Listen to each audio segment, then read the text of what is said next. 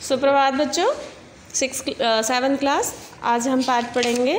8 पाठ हमने करा दिया आपको। कह मूर्ख, कौन मूर्ख है, ये कालिदास वाला चैप्टर है। आपने इसका हिंदी अर्थ भी लिख लिया, शब्दार्थ भी लिख लिया। अब इसका जो अभ्यास कार्य है वो करेंगे। लिखित क्वेश्चन है, ये कह रहा है निम्नलिखित वाक्येषु रिक्त स्थानेभ्य उचित विकल्प से समक्ष औचित्य चिन्हम यानी सही का चिन्ह अंकित यानी स्थापित करो। भोजस्य राजसभायाम अनेके खाली स्थान आसन। भोज की राजसभा में अनेक क्या थे? मूर्ख थे, राजन थे, कवि थे या साधव थे। तो उनकी राजसभा में अनेक कवयः थे, कवयः आसन। भोजस्य पत्नी उपवने खाली स्थान समीपे अतिष्ठत। भोज की पत्नी बगीचे में समीप में, किसके समीप में बैठी थी? किसके पास बैठी थी वो? वृक्ष के, वृक्षस पुष्पाणम फूलों के, जल यंत्रम यानी फव्वारे के, या गजस या हाथी के। तो वो बैठी थी जल यंत्र से यानी फव्वारे के पास।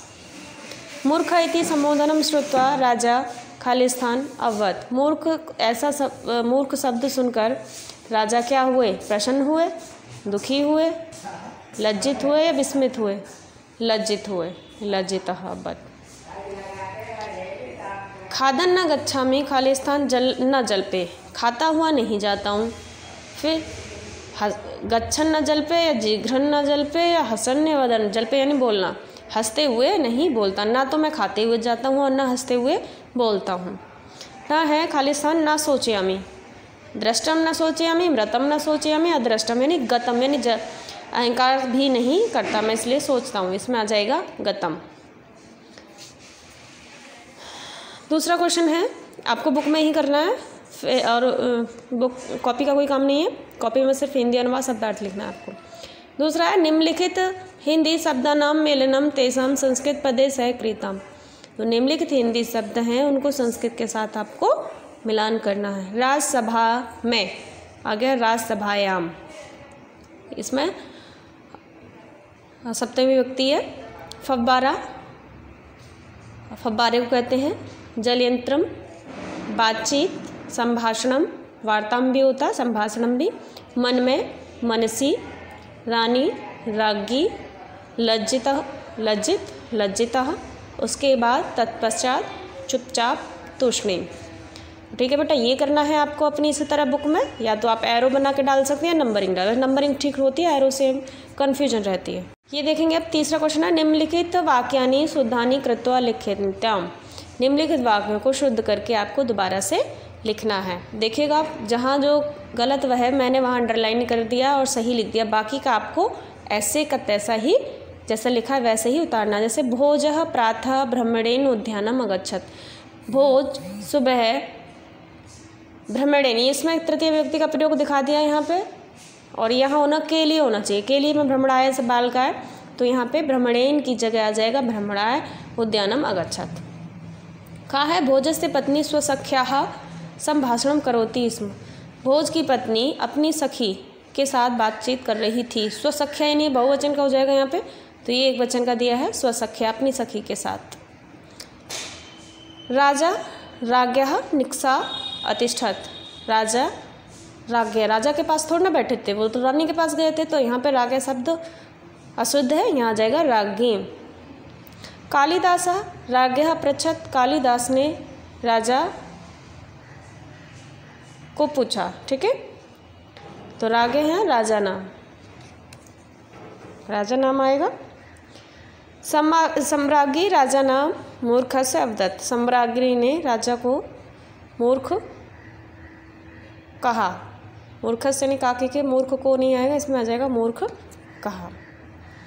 अब देखो जो लिखने वाला क्वेश्चन है, ये है चौथा क्वेश्चन। भोजस्य राजसभायाम कविषु श्रेष्ठ कहा। भोज की राजसभा में कवियों में श्रेष्ठ कौन था? तो कौन था? कालिदास था। तो आ जाएगा भोजस्य राजसभायाम कविषु श्रेष्ठ कालिदास आसीत। ठीक है, अगला देखेंगे। भोजः प्रातः भ्रमणाय कुत्र अगच्छत। भोज सुबह घूमने के लिए कहाँ गए थे? बगीचे में गए थे। और कहाँ गए थे? तो यहाँ आएगा भोजः प्रातः भ्रमणाय उद्यानम। बगीचों कहते हैं उद्यानम, तो उद्यानम अगच्छत। गा है रागी कया सह संभाषणम करोति। जो रानी थी वो किसके साथ में बातें कर रही थी। रागी सख्या यानी सखी, सख्या सह संभाषणम करोति स्म, सखी के साथ बातचीत कर रही थी। किम दृष्ट्वा रागी राजाना मूर्ख इति अवदत्, क्या देखकर रागी ने राजा को मूर्ख कहा। तो राजा नाम आगतम दृष्ट्वा, राजा को आता हुआ देखकर।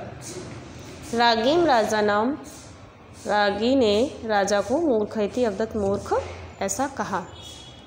णा है राग्यः मुखात् मूर्ख इति संबोधनं श्रुत्वा कः सभासदस्य किम न करोत् किम च अकरोत्। राजा के मुख से मूर्ख ऐसा शब्द सुनकर एक सभासद ने क्या नहीं किया और क्या किया।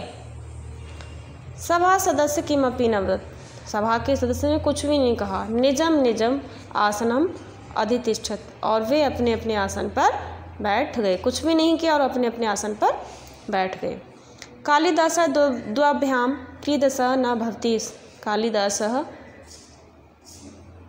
के द्वारा तृतीय न भवति, यानी कालिदास ने ये कहा कि जो तीसरा है वो मैं नहीं हूँ। वो श्लोक के द्वारा जो समझाया, ना मैं बातें हुए, ना मैं खाते हुए चलता हूँ, ना मैं हंसते हुए बोलता हूँ, ना मैं घमंड करता हूँ, इस तरह इनमें तीनों में से मैं कोई भी नहीं हूँ। कहता है कि कालिदास द्वभ्याम तृतीय, मैं तीसरा नहीं हूँ। ये हो गया। ये आपको अपनी इसी तरह से बुक में भर के और मुझे समय से भेजना है। व्याकरण विचार देख लीजिए। इसमें क्या है, वर्तमान कालस्य क्रिया स्म इति अव्ययस्य योजनेन सततः भूतकालस्य क्रिया भवति, यानी वर्तमान काल की क्रिया में इस्म अव्यय को जोड़ दिया जाता है तो भूतकाल की क्रिया होती है।